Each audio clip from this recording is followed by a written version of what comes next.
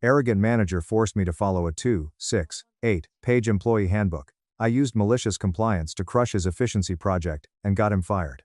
It is necessary that I inform someone about the recent events that took place at my place of employment because I am still unable to believe that my modest, one-man operation was effective. Therefore, it is very important that I inform someone about these events. I am Marcus, and this is my name. My current age is 34 years old, and I am currently working as a senior data coordinator at the Apex and Vance Financial back office in Denver. I have been employed there for a little more than 9 years.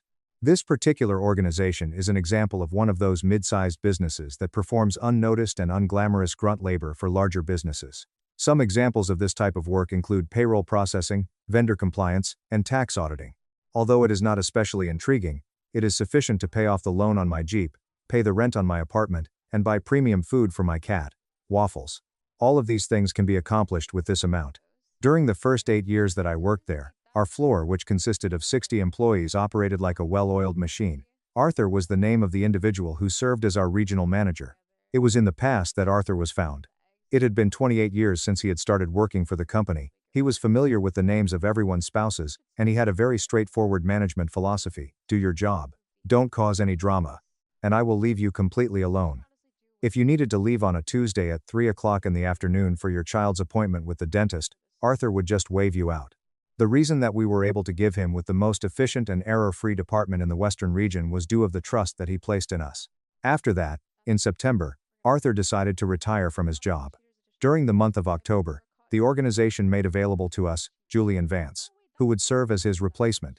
Julian, who was in his late 40s at the time, wore outfits that turned out to be extremely tight and were custom-tailored to his specifications. Additionally, he conveyed his thoughts only through buzzwords that were utilized exclusively on LinkedIn. His behavior consisted of standing behind your desk, with his hands clasped behind his back, rocking on his expensive leather heels while silently evaluating your monitors. He did not engage in conversations, rather, he participated in alignment huddles. He did not want us to work more quickly, rather, he wanted to maximize our operational velocity. He had this annoying habit of standing behind your desk. Julian came to the realization that our department, which was incredibly efficient and fully functional, was a chaotic disaster that required his brilliant intervention within the first week of his job. This realization occurred within the first week of his work.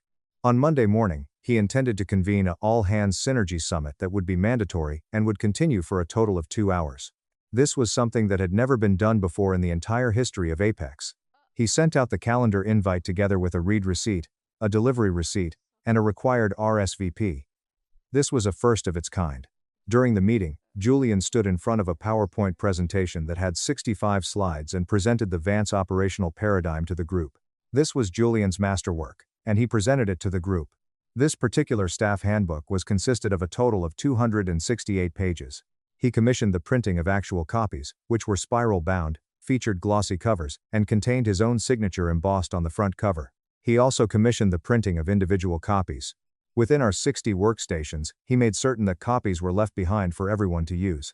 During the course of his presentation, which lasted for a total of 2 hours, he explained that he had spent the entirety of his first month working on the creation of this manual in order to correct the cultural rot that Arthur had left behind.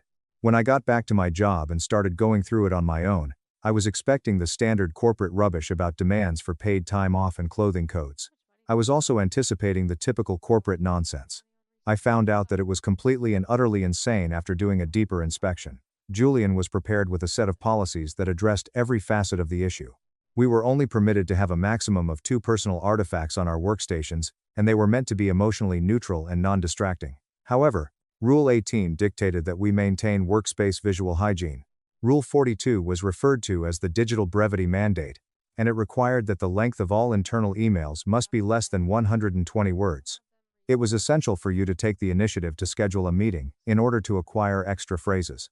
Rule 105 was the one that determined how the refrigerator in the break room should be used.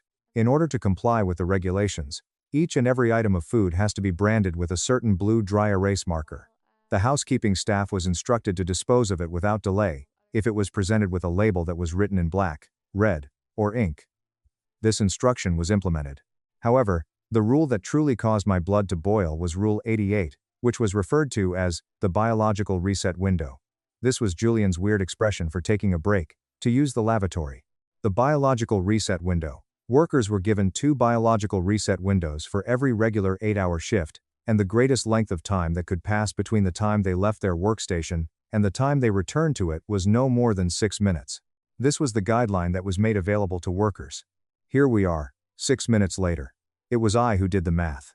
At the time, my desk was located in Sector 4. Sector 1 was the location of the restroom that was the most convenient. 2 minutes and 15 seconds was the precise amount of time required for each direction, and this was accomplished while walking at a quick pace without giving up. There was exactly 90 seconds left for me to really use the restroom, wash my hands, and dry them. I was able to do all of these things. On the other hand, the act of being put on a potty timer in a literal sense was rather insulting. I am a man who is 34 years old. It came to my attention that the bulk of my coworkers merely rolled their eyes, expressed their disapproval in the group chat, and meant to discard the book. This is the method that is utilized in the majority of instances of corporate overreach. On the other hand, Julian was not going to permit it to occur under his watch. During the second week, he also installed a digital compliance scorecard on the monitor that was situated in the break room. This also took place during the second week. While he was going around all over the place, he had been using a stopwatch and a clipboard to covertly time people and inspect their workstations. He had been doing this while he was moving around. It was 60 times that he graded each of us. I arrived at the 24th spot. Not only were the 15 pupils who were ranked the lowest required to attend performance realignment coaching on Friday afternoons, but they were also given a red mark on their names. He turned the challenges we faced into a game. In spite of the fact that I was experiencing nausea as a result of the man's evident arrogance, I made the decision that evening to really read the book. I poured a pot of coffee and cracked open the Vance operational paradigm, while I was sitting on my couch with waffles snoring on my lap. I was also reading the Vance political paradigm. I started taking notes on a legal pad as soon as I reached page 40 of the book. On page 120, I found myself laughing out loud in the living room of my house, which was completely empty at the time. When I reached page 200, I had already opened up my laptop and started compiling a large spreadsheet in Excel.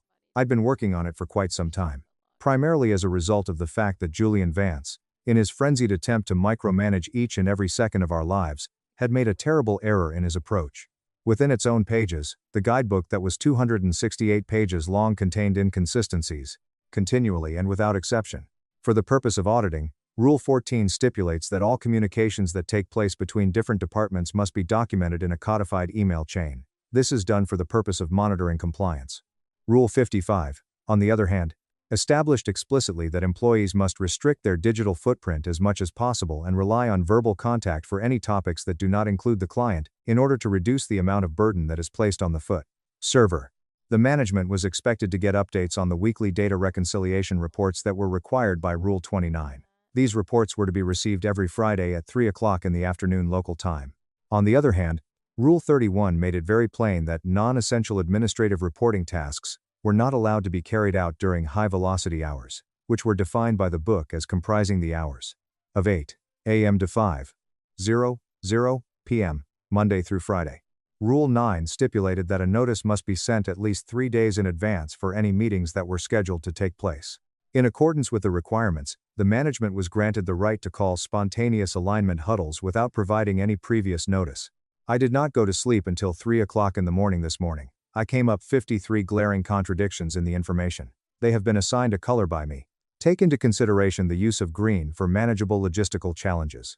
He added that all we needed to do was use common sense. His beautiful suit appeared to be a little wrinkled as he stood at the front of the room and advised us of this.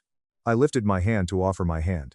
In a furious tone, he screamed out, "Yes, Marcus? Julian, I'm looking at the handbook right now. Can you direct me to the page that outlines the common sense protocol? Because Rule 202 explicitly states that any verbal directives that contradict the written manual must be formally amended through a 4-5-day review process, requiring corporate sign-off. Should we pause all operations for 45 days while you amend the text?" The room was entirely devoid of any sound whatsoever. It was necessary for a man in accounting to bite his own knuckle in order to self-regulate his laughter and prevent himself from laughing out loud. While Julian continued to stare at me, the color of his face turned to a scary shade of magenta. "Just follow the rules but be reasonable, Marcus," Julian said. "So I should ignore Rule 202? I asked after taking out a pen. "I'll just need you to sign this rule deviation waiver so that I don't get penalized on the compliance scorecard." I then proceeded to ask the question. He caused the meeting to come to an abrupt stop. Being so agitated, he came dangerously close to leaving the room. With that being said, I was well aware that he would not change his viewpoint. The magnitude of his ego was disproportionately large. The fourth week has now arrived. Consequently, the system completely collapsed as a consequence. Because high-velocity hours, Rule 31, precluded anyone from submitting their weekly data reports, the entire floor remained in the workplace until 5:01 p.m. on Fridays in order to push the submit button. This was done in order to ensure that the reports were submitted. As a consequence of this, an automated corporate alert was sent for overtime that was not authorized. Only in order for us to be able to push the send button on emails that we had finished the day before at 12 o'clock, Apex was forced to pay thousands of dollars in time-and-a-half compensation. On the other hand, the Department of Information Technology dealt the decisive blow that ultimately proved to be fatal. Are you able to give me Rule 14? Is it the one that requires that each and every spoken exchange be documented, and that it be copied to the head of the department, the Human Resources Department, and the server bot? 60 employees were defying this restriction in a malicious manner by sending out about 4,000 meaningless emails on a daily basis, which was an average of approximately 4,000 emails. This was an outdated piece of software that was designed to archive each week approximately 100 documents that were considered to be essential for compliance. There were thousands of emails that were being archived by the server bot. These emails had people expressing stuff like, "Hello," or "Can I borrow your stapler?" In the early hours of Thursday morning, the regional email server for Apex had a complete and comprehensive breakdown. There was an issue with the network that we use internally. We did not get the emails that were sent to us by our customers. We were unable to finish the payroll in its whole. When we were in the water, we were gone for good. I had a very good friendship with Dave, who was the Director of Information Technology at the department. In order to restore functionality to our inboxes, he spent 9 frantic hours on the phone with corporate. In the end, he was needed to give authorization for an emergency cloud storage upgrade that cost $18,500. This was all in order to restore functionality. On the other hand, Dave did not simply keep quiet in order to make things right. He sent an email to the entire executive board that was based in Chicago, and it was addressed to them all collectively. The complaint that he wrote was not a very lengthy one. One bar graph is all that he has provided, and it illustrates the amount of work that has been done on the server over the course of the last half year. This is November. Life as it is. It is an average month right now. The month of January, which was the month that the Vance paradigm was first introduced, was represented by a massive vertical red line that literally broke through the top of the y-axis. The day after that, Julian extended an invitation to me to accompany him to his workplace. The doors were all closed and locked. Regarding the blinds, a draw was struck. It appeared as though he was exhausted. The sneer of arrogance that had been on his face had completely disappeared. "Marcus," he mumbled into his ear as the tension in his voice increased. "What are you doing?" I responded in a calm and collected manner, saying, "Julian, I am working to synergize my operational velocity. You are intentionally sabotaging this department." "I am following the handbook," I wrote in response, stroking the glossy cover of the manual that I had brought in with me. "I am following the manual. I have a compliance rating of 100%. I document every interaction. I maintain perfect workspace hygiene. I am the model employee you asked for." While leaning his head over the desk, he did so. "I can fire you for insubordination." I responded with a grin, "No, you are not able to. Because to fire me, you'd have to prove I broke a rule, and I haven't. I've just proven that your rules are impossible. If a system breaks because someone follows it perfectly, the system is garbage." He ejected me from his office and caused me to leave. All indications pointed to the fact that he was going to end up being sick. After 2 days had passed, the narrative reached its most dramatic point. Having arrived from Chicago without any prior notice, Sarah, who holds the position of Vice President of Operations for the corporation, came. She did not waste any time and went straight to the Department of Human Resources, where she sought to talk with Brenda. During the time that Brenda, who seemed to have aged 10 years in the span of a month, was subtly pointing to 3 big cardboard boxes that were situated in the corner of her office, she made a facial expression. Specifically, it was the compilation of over 400 formal reports of dispute, each of which was printed in 4 copies. After that, Sarah dragged Julian into the primary conference room where they were meeting. On my door was a lock that was in place. They were forced to suffer for a period of 5 hours while they were confined inside. There were times when we were able to pick up on muffled yelling that was streaming through the frosted glass. As they emerged from the cave for the very first time, Julian suddenly took on the appearance of a ghost. While Sarah was standing at the head of the room, she cried out for an immediate meeting of all of the hands to take place as soon as possible. When she made the statement, she stated that the Vance operational paradigm would be suspended indefinitely, pending an extensive corporate review. In the vernacular of the business world, this implied that it had been put out of business for a considerable amount of time. Almost immediately, the previous rules, which were Arthur's rules, were reinstated to their previous status. In any case, here is the final and most shocking turn of events that determined the outcome of Julian's circumstance. I was going through the guidebook late into the night, when I noticed that some of the formatting on the pages appeared to be odd. I was surprised to find that this was the case. There is a difference in the fonts, and the line breaks are not consistent. I conducted some experimenting on the unsecured shared network drive of the company, which was where Julian had put his early works. I looked through them and found some interesting things. In PDF format, the receipt was presented. No evidence was found to support the claim that Julian Vance, who was known as the architect of operational excellence, was the person responsible for the creation of the manual.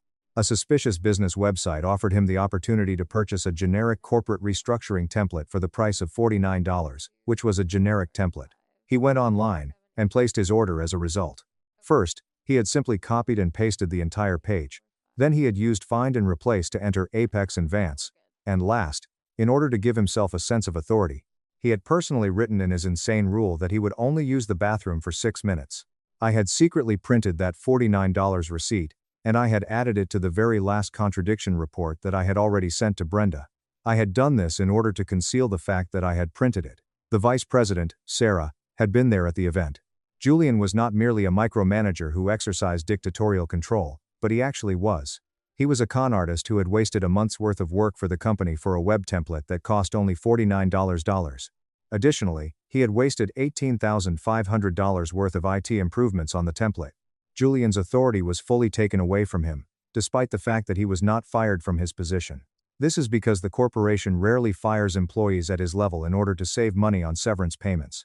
For the purpose of filling the position of co-director, they recruited an experienced management by the name of Diane. In other words, she was responsible for the care of his children. Diane put together a gathering during the first week of her employment. Before pronouncing the following line, she gave each of us a single look before saying, "If you feel the need to use the restroom, please go to the restroom."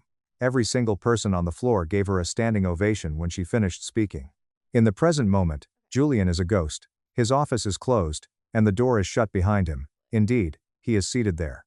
There is no clipboard in his possession at this time. It appears that he is not paying attention to my monitors. He looks at the floor while we are walking down the hallway in order to avoid making eye contact with me. He does this by making a conscious effort to avoid making eye contact. It was never documented in any way concerning me. There was never a time when I was disciplined. After work, Dave, who works in information technology, bought me a beer, and I discovered that a $50 gift card to a restaurant had been left on my desk without my knowledge. I was surprised for both of these things. The color-coded Excel spreadsheet that I continued to keep on my desktop has not been removed from my computer. I have it stored in that area since it is a trophy. I did not violate even a single one of the rules. Because I carried out my execution of them with such perfection, I was able to defeat the individual who had conceived of them.